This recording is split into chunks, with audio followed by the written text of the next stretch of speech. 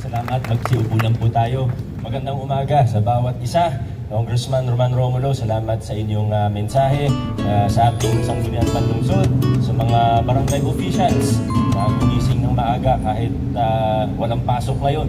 At sa ating ganoon din, sa ating mga kawani ng lokal na pamahalaan at sa ating mga kasama mula sa iba't ibang organisasyon, samahan, mga historian natin, sa mga veterano at kaanak ng mga veterano, national government agencies, gaya ng PNP, BFP, sa ating mga scouts, at sa lahat po, sa mga napadaan lang, lahat po, magandang umaga sa ating lahat. Si Jose Rizal, pangkaraniwan natin nakikita, araw-araw nadadaanan natin yung plaza, dadaanan natin ang mga monumento, sa piso nakikita natin siya, sa eskwelahan pinag-aaralan siya ng konti, kaya minsan nagiging pangkaraniwan na lang o nagiging parang, di ba, kaya nga may bantayo, kaya nga may monumento, para ang intensyon nito ay para maalala natin, para mabigyan ng parangal, bigyang bugay ang ating bayani kahit matagal na po siya. Pero minsan nagkakaroon din ito ng effect na kabaliktaran ng intensyon na ito. Parang dahil araw-araw natin siyang nakikita, sa piso na lang araw-araw natin siyang nakikita, parang hindi na natin siya napapansin o hindi na natin siya napagkukunan ng inspirasyon.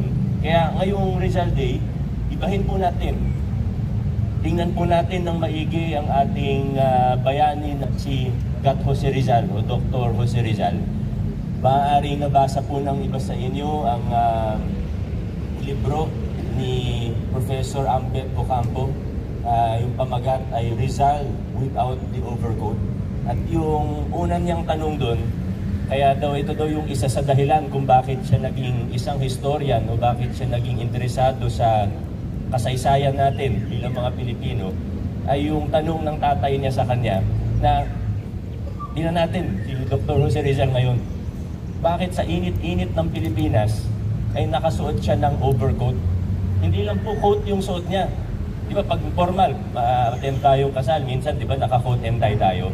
Pero yung suot ni Jose Rizal, pag pumasyal tayong Luneta, hindi lang po coat and tie. Hindi nga lang three-piece yung suot niya, yung three-piece na suit. Yung suot niya, meron pa siyang overcoat. Yung overcoat, pag punta kang Amerika, Europa, sinusuot lang yan pag sobrang lamig. Sa Pilipinas, wala ka naman nakitang nakasuot ng overcoat. Ni minsan wala tayong nakitang overcoat. Pag tiningnan din natin ang mga ebidensya o mga dokumento, makikita na si Jose Rizal nagsusuot din ng barong. Nagsusuot din ng mga damit ng Pilipino. Meron nga siyang may nabasa ako isang sulat niya. Ang sabi niya, nasa Europa siya nito may isang event siyang inattendan. Di ko maalala kung sa Espanya, sa Madrid yata, pero basta sa Europa. Sabi niya, nakasuot siya ng barong, sayang daw, hindi niya nadala yung kanyang anong tawag dun sa salakot? Salakot ba tawag dun? Sayang daw, hindi niya nadala yung niya, sayang. Kaya ibig sabihin, nagsusuot talaga siya ng barong. Pero pag tiningnan natin sa litrato, di ba wala kang makikita na nakabarong si Jose Rizal o nakakasual lang? Di ba wala? Ang tanong, bakit? Ayon kay Professor Ocampo, yung sa luneta, kaya nakasuot ng overcoat si Jose Rizal, ay kasi ginawa yun sa Switzerland. At yung artist nun ay isang Swiss na artist. Kaya yung point of reference niya, yung suot sa Europa. May picture nga, yung bantayog sa luneta. Meron pong litrato nun. Kung yung sa Google, makikita kagabi, sinerge ko po siya ulit. Makikita nyo po na may litrato po yun na ang background ay yung Alps, yung mountain range sa Switzerland. Makikita nyo po yun, i-search nyo po mamaya pag may oras po kayo. Very interesting, na si Jose Rizal, yung background niya, yung Alps, at yun mismo yung dinala sa luneta.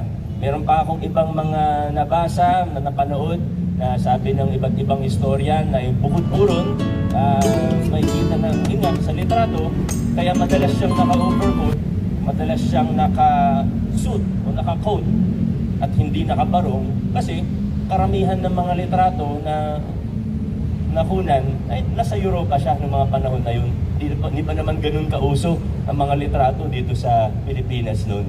Kaya very interesting.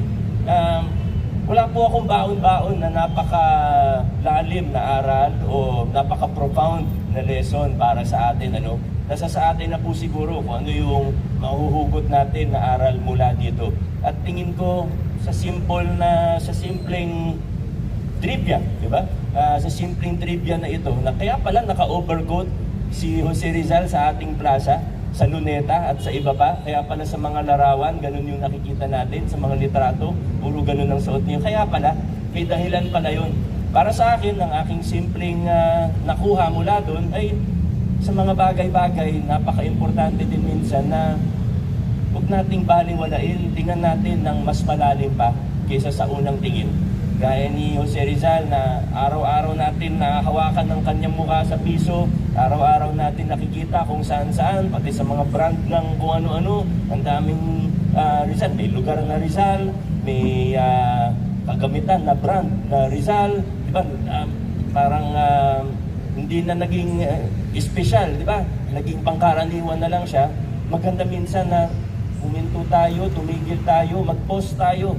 Tingnan natin, baka may mas malalim pang dahilan o baka sa mga ginagawa natin sa pang-araw-araw na buhay, baka may mga bagay na nakasanayan na natin. Hindi ko naman sinasabi na bihisan pa natin si Jose Rizal. Magandang tradisyon na po ito, di ba? Tradisyon na rin po yan na ganyan yung itsura niya. Pero maaaring sa mga bagong gagawin natin, kung may bagong painting, kung may bagong monumento, kung may bagong establishmento na may ilalagay tayo na Rizal, baka pwedeng nakabarong naman. Ibig sabihin, hindi porket yun na yung ginagawa natin ng 100 plus years, ay dapat ganun at ganun na rin. Pag-aralan natin, tingnan natin ng maigi.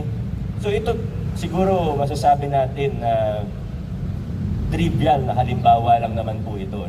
Sabi ko nga, wala naman akong napaka-profound na lesson para sa ating lahat ngayong umaga. Gusto ko lang i-share yung trivia na ito. Pero ang nakuha ko po mula dito na sa mga bagay-bagay, ayun nga po, hindi porket ganun na at matagal ng ganun, ay hahayaan at tatanggapin na lang natin na forever na siyang ganun. Tingnan natin ulit sa ibang bagay, sa mas malalim na bagay. Maaaring sa gobyerno, nasanay tayo sa mga lumang kalakaran. Hindi porket kasanayan na yun at yun na yung nakagisnan natin, gaya ng kickback, ng palakasan system na hindi lang naman sa gobyerno, kundi na isa kultura na po sa atin. Hindi porket ay ganun na yung ginagawa noon at ilang siglo na ginagawa, ilang taon na ginagawa, ilang henerasyon na ginagawa yan, nakasanayan na natin, hindi dapat na tanggapin na lang natin ng pikit mata. Pwede nating pag-aralan, tingnan, ano ba yung tamang paraan? Ano ba yung mas maganda pang paraan? Ano ba yung alternatibong pamamaraan? At naniniwala po ako na kung ganito po ang gagawin natin sa pang-araw-araw ng buhay, sa pribado nating buhay, sa ating mga pamilya, at lalo na para sa ating mga lingkod bayan na nagtatrabaho sa gobyerno, baka mas maganda po ang maging kinabukasan natin. Mas lumiwanag ang hinaharap para sa ating mga Pilipino. Mga kaibigan, sana po ay muling maging inspirasyon ang buhay ni Jose Rizal sa bawat isang Pilipino, sa bawat isang Pasigueño. Maraming salamat. God bless po sa ating lahat.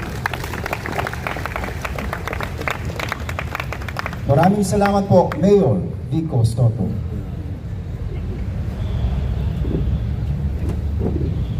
Bilang pagtatakbo.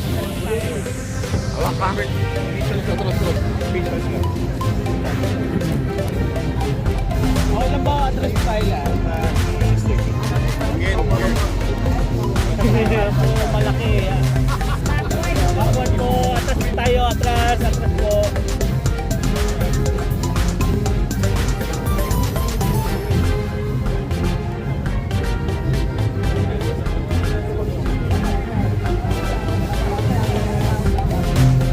Susundan po ito ng lahat ng barangay captains and barangay officials.